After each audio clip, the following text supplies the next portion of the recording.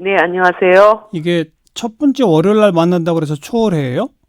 예, 첫 번째 월요일 초월이라는 뜻도 있고, 어, 정당을 초월해서 예, 국회에서 협치를 위해 노력하자라는 그런 뜻도 저희들이 담아서 이름을 만든 것입니다. 네. 근데 오늘은 두 번째 월요일인데 아무튼 오늘이 모임이었던 모양이군요. 네네. 그런데 황교안 대표가 안 왔어요? 예, 지난달에도 대표 취임하시고 첫 번째 초월에 모임에 오셔야 되는데, 그때도 안 오셨고, 어, 오늘도 안 오셨고, 오늘 아침에 또 60상쟁 그 32주년 예, 기념식이 있었는데, 그 자리에도 안 오시고, 예. 예, 도대체 어디에 계시는지 무엇을 하시는지 정말 답답합니다. 민생투쟁 대장정 2탄 지금 하고 계시다지 않나요? 네, 뭐 여성과 청소년들을 만나겠다고 얘기를 하셨다는데요. 예, 사실 민주주의라고 하는 것은 이렇게 여성들이나 청소년처럼 사회적인 어떤 약자나 소외된 다수들을 위한 일이지 않습니까? 그런데 실제 뭐 60항쟁 우리 대한민국의 굉장히 중요한 민주주의 역사를 쓴 기념식에도 나타나지 않으시고 또 자신의 마음에 안 드는 일은 아무것도 안 하시는 예, 것이 예, 과연 이 여성과 청소년들의 접촉을 넓히시면서 어떤 예. 의미를 갖는지 되묻고 싶습니다. 그럼 아무튼 그 황교안 대표는 자유한국당 대표로 선출된 이후에 한 번도 초월의 모임에 나오시지 않은 거네요. 네, 그렇습니다. 어, 사실 초래 모임에 이전에 김병준 비대위원장 시절에는 뭐 사실 그 당시에도 국회가 썩 사정이 좋은 건 아니었지만 예, 그래도 자유한국당이 꼬박꼬박 오셔서 또 예, 자유한국당의 입장을 얘기를 하시기도 예, 했거든요. 예. 그런데 황교안 대표 체제에 들어서고 나서는 아예 이런 모임에 오시지를 않고 있죠. 네. 뭐 청와대 회동 제안에 대해서도 5당 대표 만나는 건 안 되고 교섭단체 3당 대표랑 만나고 또 대통령과 자신의 1대1 회동 이렇게 하는 거 보니까 민주평화당 정의당 대표 두 분하고는 만나기 싫은가 봐요. 제가 예를 들어서 뭐 3당 대표들만 만나면 예. 뭐 조건 없이 국회에 일단 복귀를 하겠다. 이런 뭐 3당이 문제입니까? 2당이 만나도 되고 예. 그렇습니다. 예. 그런데 실제로 지난번에 그 5당 그 청와대 대표 회동을 제안을 했을 때 우리는 1대1만 만나야 된다. 이렇게 얘기를 예. 했어요. 예. 그래서 이제 문재인 대통령이 역으로 그러면 1대1도 만나고 5당 대표도 하자. 그랬더니 그다음에 다시 3당 얘기가 나온 예. 거거든요. 그러니까 예. 결국은 뭐 국회 안팎을 떠나서 자신의 동무대가 아니면 어떤 것도 하지 않겠다라는 뜻으로밖에 저는 읽히지 않습니다. 그러니까 청와대 회동도 그렇고 문희상 국회의장 주최 모임도 그렇고 아무튼 5당 대표 함께 만나는 데는 한 번도 자리한 적이 없군요, 지금. 현실적으로 예, 그렇습니다. 무슨 행사장에서나 잠깐 만나시지. 그렇습니다. 예, 그렇죠? 행사장에서나 네. 잠깐 뵙는 네. 거죠. 그나저나 오늘 그래서 나머지 4당 대표와 문희상 의장 어떤 얘기들을 나누셨습니까?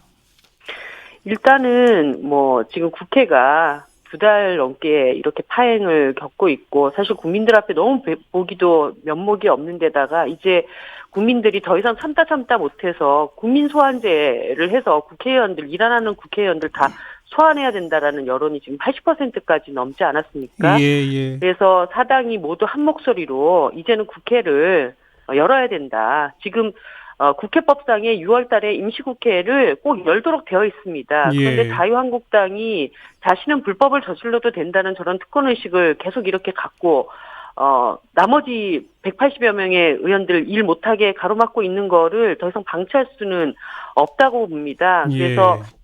모든 내당 대표님들이 이제는 더 이상 기다릴 만큼 기다리지 않았느냐. 예. 원내 협상도 중요하지만 이제는 국회를 열어야 하는 때다.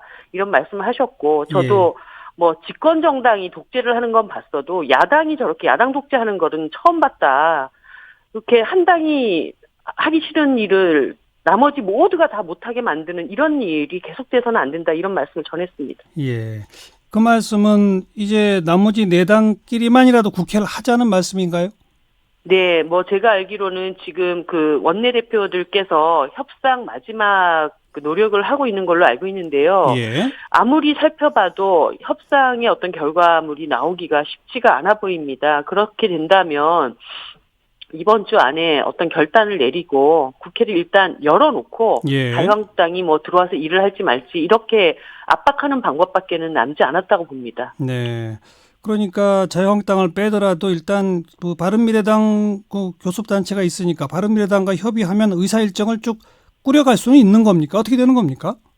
일단 그 75명이 국회 소집 요구를 그 요청을 하면은 예. 국회를 이제 개의를 할 수가 있습니다. 예. 그렇게 해서 절차적인 과정은 자유한국당이 없어도 충분히 국회를 열 수 있기 때문에요. 예. 일단 국회를 열어놓고 논의를 하면서 예. 그리고 자유한국당이 뭐 들어올 수 있도록 하는 방법, 뭐 지금은 그 방법밖에 없지 않는가 싶습니다. 아니, 그러니까 개의는 할 수 있지만 네. 뭐 상임위원회를 며칠 날 몇 시에 어디서 하고 뭐 본회의는 며칠 날 하고 뭐 대정부 질문은 며칠 날 하고 이런 일정을 협의할 수 있냐고요. 진행시킬 그런 수 있냐고요. 일정을 협의를 할 수는 없죠. 그렇죠. 자유한국당이 빠지게 되면. 그러니까요. 그런데 일단 국회를 열고 나머지 교섭단체들 간에라도 예.